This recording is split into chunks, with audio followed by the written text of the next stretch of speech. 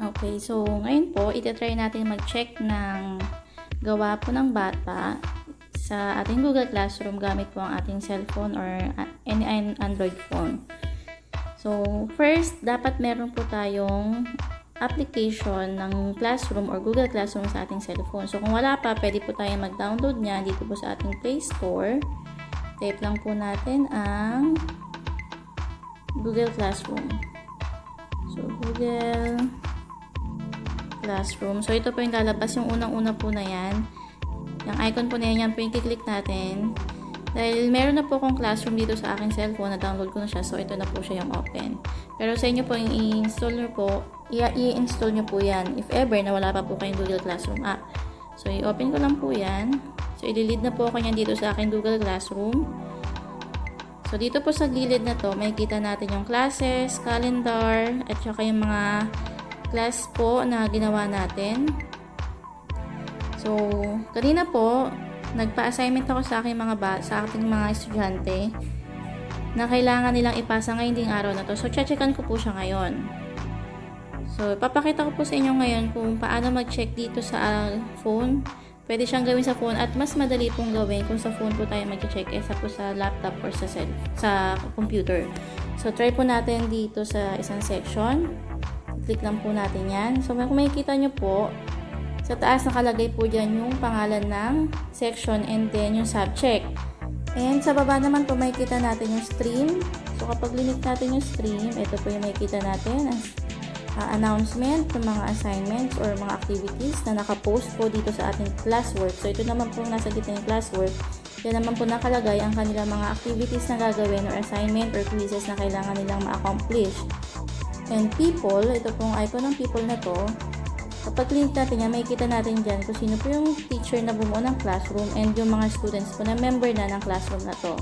So, punta po tayo sa classwork dahil mag-check po tayo ng assignment nila. Kanina po pinagawa ko itong week 1, pagyamanin at isa-isip under ng home economics. So, i-click ko lang po ito.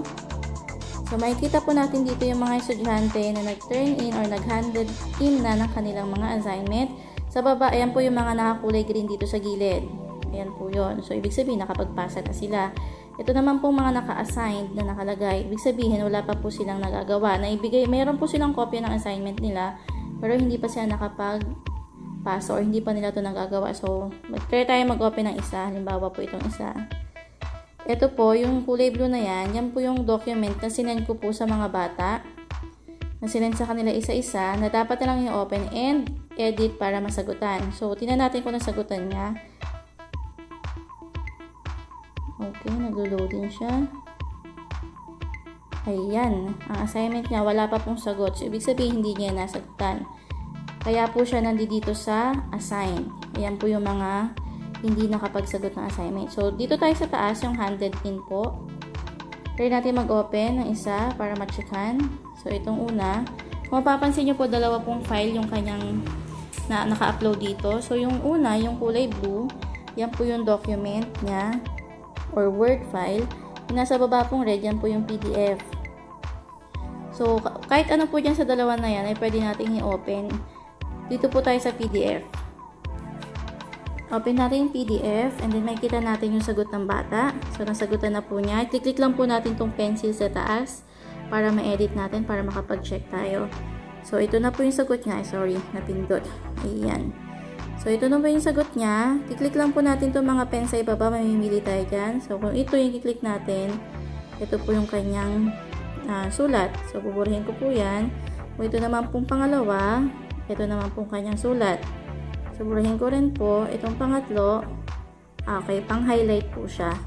So, kung meron kayong gustong i-highlight yan para makita ng bata. Kasi po ito ay ibabalik natin sa bata once na na-check na natin. So, buburahin ko lang po yan. Checkan na po natin siya. Halimbawa, ito. Okay, so red. Number 1, ang sagot niya, taliin ng kanyang damit. At tapos ng basketball ni Ken, kailangan niya magpalit ng... Okay, so tama yung sagot niya po. Verse ng PE. Ayusin ang kanyang pag-upo sa safe. Okay, tama. Pamigay na lang sa mga batang nangangailangan. Okay? So, meron na po siyang pre-check. Ito po, balik tayo dito. Ito po ay tagpa 5 points. So, sabihin natin okay na po yung sagot niya dyan. So, meron po siyang 15.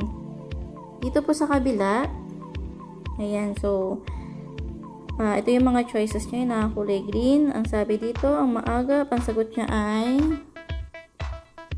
ayan, ang maagap na pangangalaga ng pagkukumpuni ng kasuotan ay kailangan upang makatipid ng pera, oras at lakas. Tama naman po yun. So, checkan po natin yung 1. Number 2. Zoom po natin para makita natin yung sagot kasi medyo maliit. So, ang kaalaman sa usap pangangalaga ng kasuotan at pagkukusang gawin ng mga ito ay tandaan ng pagkakaroon ng pangangalaga ba? So, mali siya. Dapat ito po ay disiplina. Okay, so mali. Next po, number 3. Wala siyang sagot sa number 3. So, malian din natin yung number 3. Number 4, sa pangangalaga ng kasuotan sundin ang panuntunan. Tama po yan. Ang mga batang malinis at maayos ang kasuotan ay hinahangaan. So, naka 3 points po siya dito.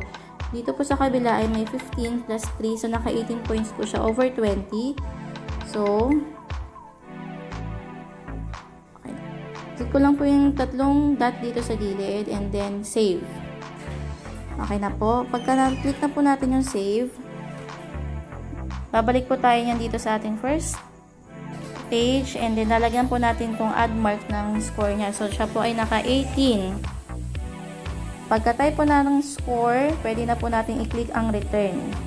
Nakalagay po dyan, pangalan na bata will be notified and can check any grade of or comments that you've left. So, return lang po. Okay, so yun po ay naibalik na sa bata through email niya po. So, punta na po tayo dun sa susunod na bata. Ganun din po, same process lang din po ang gagawin natin. So, ito naman po, hindi niya po, dito niya po mismo sinagutan sa document. So, dyan po natin makikita yon.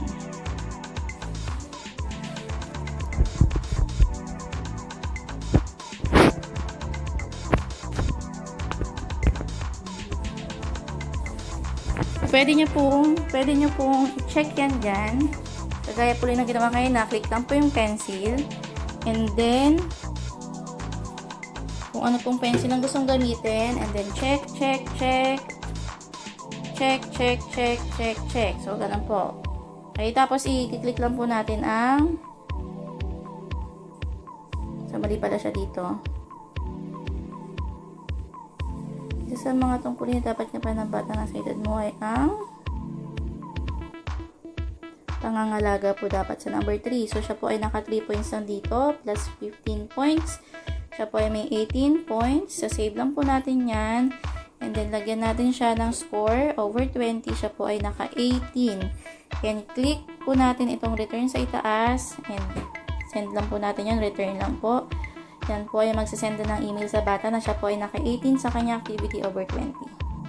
Okay po, ganun lang po siya kadali. So, balik na po natin dyan. Ganun lang po kadali mag-check ng assignment ng bata, assignment quiz, or any activity po na in-upload natin sa Google Classroom. So, ganun lang po siya kadali. Mas madali po siya sa cellphone kasi nakokontrol po natin. Unlike po sa PC, kapag hindi ka po masyadong gamay sa mouse, medyo mahirap po siya dahil yung iba nahihirapan po mag-control sa mouse. Okay po. So, yun lang po. Thank you.